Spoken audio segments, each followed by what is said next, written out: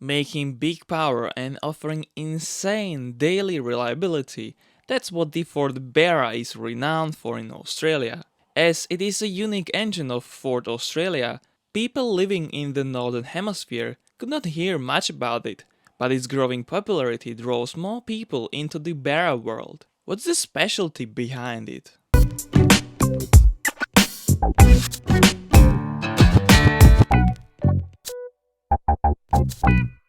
Being in production for over 14 years, this engine transported a lot of people during its time, basically only used in a Ford territory and Falcon from the BA generation, often in taxis making millions of kilometers. This was not a complete clean paper design, as its origin can be traced back to the 60s, starting with an overhead valve straight 6.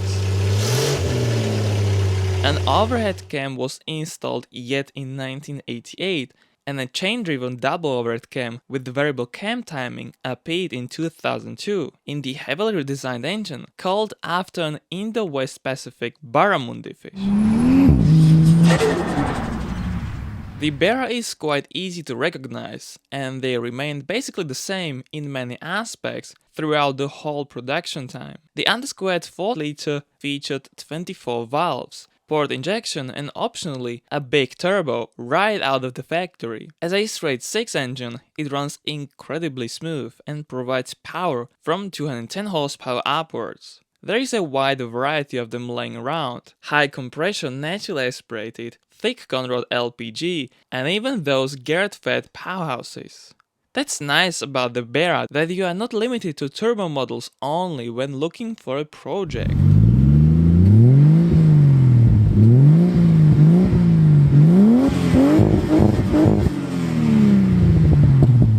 What makes it such a beast are two main components: the cast iron block and an aluminum head. Although the material is not as strong as the 2JZ has got, that's irrelevant as the block is physically a massive unit with strengthening elements in the right places. The Barra is big and beefy, much longer and taller 6-pot than a usual European or Japanese counterpart, about 800mm long and 680mm tall all attached. However, there are virtually no reasonable power limits of the block, being able to push 1500 to 2000 horsepower unmodified.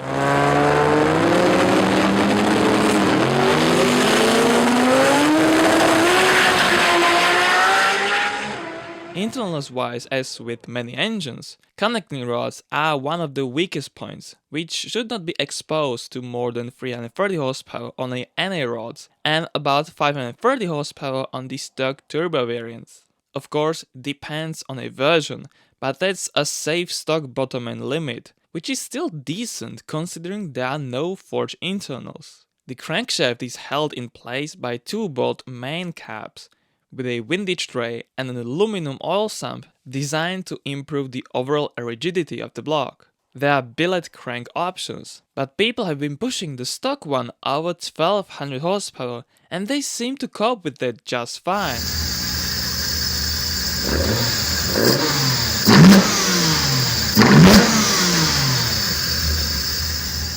As far as the head is concerned, the only thing where it struggles is valve load at high RPM, high boost applications. It also requires upgraded head studs, which otherwise stretch too much under high pressure. Last but not least is the stock oil pump, which with big power also asks for stronger gears. Brave guys push the stock bottom end with these supporting mods in the 650 horsepower territory.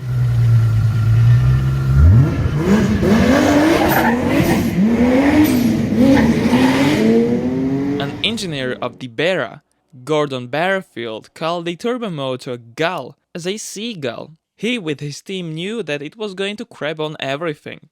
Having those 4 liters and a long stroke, it was not just about power. This is a torque monster, making up to 576 Nm of torque from the factory and easily making upwards of 200 Nm per liter, lightly tuned. As Chris Porter of Force Induction Pro says, there is not much voodoo going on here. The Barra is simply big and beefy. Just so you know, there are examples spinning the engine at 10,000 RPM and making far beyond 1000 horsepower on a factory block and a factory head.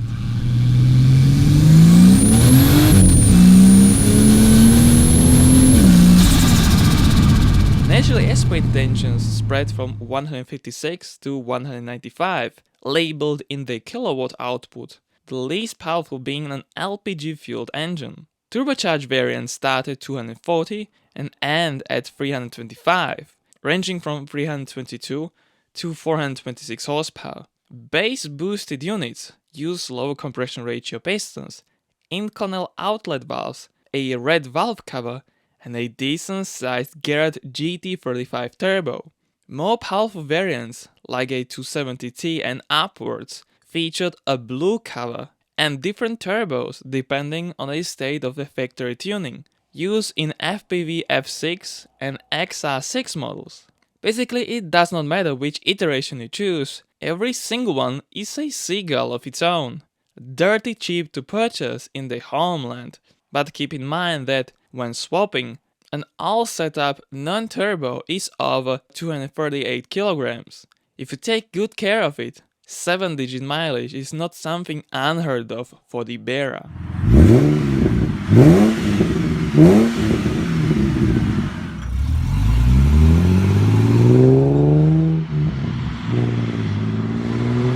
It is safe to say that if it was sold in the US, you would see people swapping and boosting them on every corner. Despite that, many individual imports are taking place and the Barra fanbase is growing day by day. Parts and aftermarkets are mostly only to be found in Australia or New Zealand, but one can never know what the future holds.